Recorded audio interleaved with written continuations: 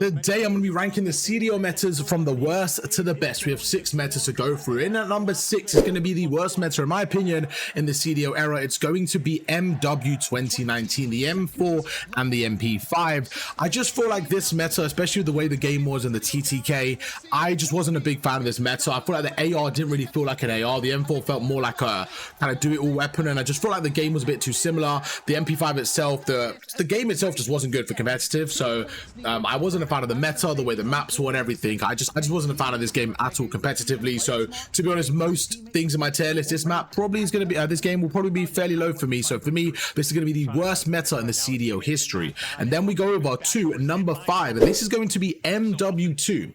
This is the TAC 56 and the Vaznev. Now again, I think the game itself kind of makes the meta feel worse, because the Vaznev was actually really fun to use. It was a unique SMG. It was actually felt nice, and the TAC 56, it was the first time we ever had like a SCAR as a meta. So it wasn't an awful kind of idea, but again, the game itself felt so slow that the gunplay itself just wasn't up to scratch, and that's why I'm going to give it a low rating in at number 5. Then we go over to number 4, and this is going to be the game we're playing right now. Black Ops 6 is going to be the Ames and the Jackal. Again, not terrible, but when you go through the rest of the list, you're going to see why this is at number 4 in terms of the worst meta.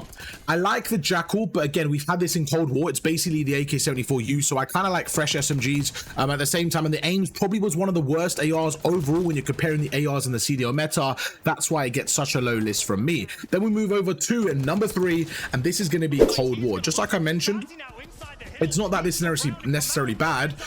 It's just that number 1 and 2 are very, very good. So number 3, I would say, was okay. The Cold War meta itself wasn't too bad, but compared to the top 2, I just don't think it's as good. I will say one thing: the reason I put it over Black Ops 6 as a better meta is because they did it first, and I feel like Black Ops 6 was a bit of a copy of Cold War, so I'm always going to give the original a bit more credit, you know what I'm saying? So I do think that the Cold War meta was okay.